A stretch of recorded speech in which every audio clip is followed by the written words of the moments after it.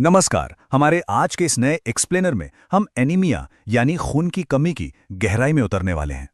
अक्सर ऐसा लगता है ना कि एनीमिया का मतलब बस शरीर में आयरन की कमी है, लेकिन सच मानिए ये एक बहुत बड़ा मेडिकल रहस्य है जो सिर्फ आयरन से कहीं आगे की कहानी बयां करता है। तो बिना किसी देरी के चलिए सीधे इसमें गोता लगाते हैं और इस जटिल स्थिति को डिकोड करते हैं। अब इस समस्या का पैमाना असल में कितना बड़ा है, जरा इस नंबर पे गौर करते हैं। 5 करोड़। विश्व स्वास्थ्य संगठन यानी WHO के चौंका देने वाले आंकड़ों के अनुसार सिर्फ 2019 में ही पूरी दुनिया में एनीमिया के कारण 5 करोड़ स्वस्थ जीवन के वर्ष नष्ट हो गए। जरा सोचिए, ये कोई छोटी मोटी दिक्कत नहीं है, बल्कि एक बहुत बड़ा ग्लोबल हेल्थ क्राइसिस है जो लोगों की जिंदगी को सीधे तौर पर प्रभावित कर रहा है। आइए फटाफट देख लेते हैं कि आज का हमारा रोड मैप क्या है। हम शुरू करेंगे ग्लोबल बर्डन से, फिर अनीमिया को सही मायनों में परिभाषित करेंगे, उसके बाद सेल के आकार से इसका वर्गीकरण, आयरन डेफिशिएंसी, क्रॉनिक बीमारी वाला एनीमिया और अंत में इसके निदान और मैनेजमेंट पर बात करेंगे। तो चलिए अपने पहले सेक्शन की तरफ बढ़ते हैं, द ग्लोबल बर्डन। अगर हम आंकड़ों पर नजर डालें तो ये वाकई में काफी चिंताजनक है। दुनिया भर में इसका सबसे बड़ा खामियाजा महिलाएं और छोटे बच्चे भुगत रहे हैं। 6 से 59 महीने के 40% बच्चे, 37% गर्भवती महिलाएं और 15 से 49 वर्ष की आयु की 30% महिलाएं एनीमिया की चपेट में हैं। ये हमें साफ तौर पर दिखाता है कि कुपोषण और स्वास्थ्य सुविधाओं का अभाव हमारे समाज के सबसे कमजोर वर्गों को कितनी बुरी तरह तोड़ रहा है।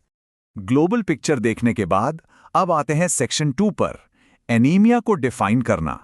सबसे पहले बेसिक्स क्लियर कर लेते हैं। WHO के अनुसार अनीमिया एक ऐसी स्थिति है जहां लाल रक्त कोशिकाओं यानी रेड ब्लड सेल्स की संख्या या उनके अंदर हीमोग्लोबिन की सांद्रता नॉर्मल से कम हो जाती है। अब हीमोग्लोबिन क्या है? ये वो बेहद जरूरी प्रोटीन है जो फेफड़ों से ऑक्सीजन को पैक करके शरीर के बाकी हिस्सों तक पहुंचाने का काम करता है। अब जाहिर सी बात है, अगर हीमोग्लोबिन कम होगा तो शरीर के अंगों को पर्याप्त ऑक्सीजन कैसे मिलेगी?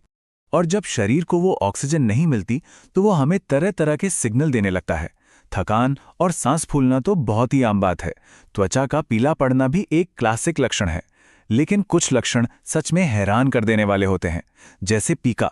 इसमें अचानक से बर्फ या मिट्टी खाने की जबरदस्त इच्छा होने लगती है। बिल्कुल अजीब है ना? इसके अलावा एक स्थिति है कोइलोनिकिया, जहां नाखून सचमुच चम्मच के आकार के हो जाते हैं। ये असल में हमारे शरीर का वो तरीका है जो चीख चीख कर बता रहा होता है कि उसे ऑक्सीजन और आयरन की सख्त दरकार है। तो अब डॉक्टर इसे ऑफिशियली मापते कैसे हैं? इसके लिए WHO ने कुछ एकदम सटीक हीमोग्लोबिन थ्रेशोल्ड्स तय किए हैं। जैसे अगर पुरुषों में हीमोग्लोबिन 13 ग्राम प्रति डेसीलीटर से कम है और गैर गर्भवती महिलाओं में ये 12 से कम है, तो इसे आधिकारिक तौर पर अनीमिया डायग्नोज किया जाता है। आइए अब सेक्शन 3 पर जंप करते हैं, कोशिका के आकार के आधार पर क्लासिफिकेशन। यहीं से असल में मेडिकल इन्वेस्टिगेशंस शुरू होती है।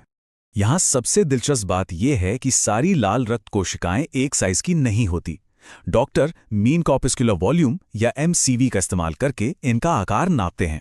अगर कोशिकाएं 83 फेम्टोलीटर से छोटी हैं तो उन्हें माइक्रोसिटिक कहा जाता है और इसका सबसे आम कारण आयरन की कमी होता है।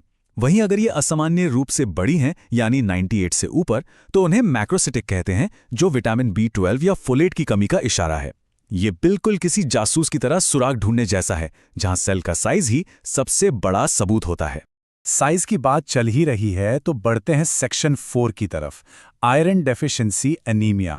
दुनिया भर में अनीमिया के जितने भी केस सामने आते हैं, उनमें से पूरे 50% सिर्फ और सिर्फ न्यूट्रिशनल आयरन की कमी से होते हैं। हमारे बोन मैरो को हीमोग्लोबिन बनाने के लिए आयरन की बहुत सख्त जरूरत होती है। अगर आयरन ही नहीं मिलेगा तो रेड ब्लड सेल्स का प्रोडक्शन तो सीधे तौर पे ठप पड़ जाएगा। पर सवाल यह है कि आयरन की कमी होती क्यों है?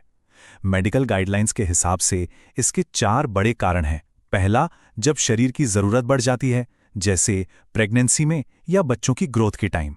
दूसरा कारण है कम सेवन, मतलब डाइट में ही आयरन गायब है। तीसरा है लॉस बढ़ जाना, जो भारी मासिक धर्म या पेट के अल्सर जैसी अंदरूनी ब्लीडिंग से हो सकता है। और चौथा है कम एब्जॉर्प्शन, यानी सीलियाक जैसी बीमारियों के कारण हमारी आंतें आयरन को ठीक से सोख ही नहीं पा रही हैं। अब चीजें थोड़ी और कॉम्प्लेक्स होने वाली हैं। आते हैं सेक्शन 5 पर, क्रॉनिक बीमारी का एनीमिया।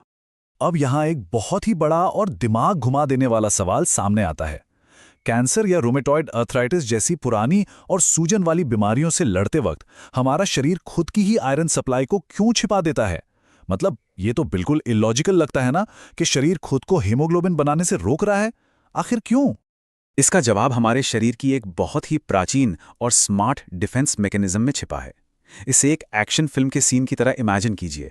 जब शरीर में कोई पुराना इन्फेक्शन या सूजन होती है तो लिवर हेप्सिडिन नाम का एक प्रोटीन भारी मात्रा में रिलीज करता है। ये हेप्सिडिन एक तिजोरी के ताले की तरह काम करता है जो फेरोपोटिन नाम के उस दरवाजे को पूरी तरह लॉक कर देता है जिससे आयरन बाहर निकलता है। नतीजा, आयरन मैक्रोफेज सेल्स के अंदर ही कैद हो जाता है। शरीर ऐसा इसलिए करता है ताकि वो बीमारी फैलाने वाले बैक्टीरिया या ट्यूमर को भूखा मार सके, उन्हें बढ़ने के लिए आयरन ना मिले। लेकिन इस चक्कर में खून में आयरन की भारी कमी हो जाती है। आयरन है तो शरीर के अंदर ही, लेकिन तिजोरी में बंद होने की वजह से इस्तेमाल नहीं हो सकता। इस शानदार बायोलॉजिकल पहेली को समझने के बाद अब हम अपने आखिरी चैप्टर पर हैं, सेक्शन 6, डायग्नोसिस और मैनेजमेंट। बच्चों में एनीमिया डायग्नोस करने का ये फ्लो चार्ट हमें दिखाता है कि डॉक्टर्स असल में कितनी गहराई से जांच करते हैं। वो सिर्फ तुक्का नहीं मारते, वो एमसीवी यानी सेल साइज देखते हैं और रेटिकुलोसाइट काउंट पर बहुत बारीकी से नजर रखते हैं। ये काउंट बताता है कि शरीर कितनी तेजी से नई कोशिकाएं बना रहा है। इसी लॉजिकल प्रोसेस से वो एकदम सटीक कारण तक पहुंचते हैं। अगर डायग्नोसिस में सिंपल आयरन की कमी निकलती है तो इलाज काफी सीधा होता है। फर्स्ट लाइन ट्रीटमेंट है ओरल आयरन सप्लीमेंट्स यानी गोलियां खाना। आमतौर पर शरीर के खाली भंडारों को फिर से भरने के लिए इन्हें 4 से 6 महीने तक लेना पड़ता है। इसके साथ ही डाइट में बदलाव करना और अगर कहीं से ब्लड लॉस हो रहा है तो उसे रोकना सबसे जरूरी है। वैसे इस पूरी प्रोग्रेस को ट्रैक करने के लिए सीरम फेरेटिन ब्लड टेस्ट सबसे बेस्ट माना जाता है।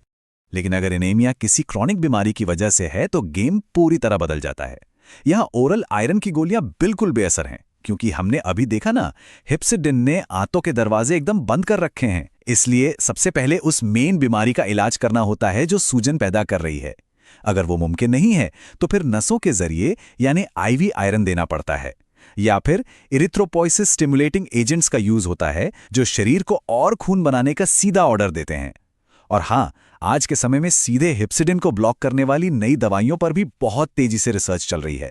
तो इन सारी चीजों को समेटते हुए जो सबसे बड़ा टेकअवे हमें याद रखना है वो ये है, एनीमिया अपने आप में कोई बीमारी नहीं है, ये हमेशा एक लक्षण है। ये असल में हमारे शरीर का उठाया हुआ एक रेड फ्लैग है, एक बहुत बड़ा सुराग जो हमें बता रहा है कि अंदर कोई और ही बड़ा मेडिकल रहस्य पनप रहा है जिसे सुलझाना बाकी है। और इसी थॉट के साथ हम आज एक ऐसे सवाल पर रुकेंगे जो वाकई में सोचने पर मजबूर कर देता है। अगर हमारे शरीर ने खुद को बीमारियों से बचाने के लिए आयरन को छिपाने का इतना अद्भुत इवोल्यूशनरी सिस्टम बनाया है, तो भविष्य की मेडिकल साइंस इस प्राचीन डिफेंस मैकेनिज्म को कैसे मात दे पाएगी? इस बैलेंस को समझना ही मेडिकल साइंस का अगला सबसे बड़ा कदम है। आज के इस एक्सप्लेनर में हमारे साथ जुड़ने के लिए बहुत बहुत शुक्रिया। इस सवाल पर जरूर गौर कीजिएगा और हम मिलेंगे अगली बार।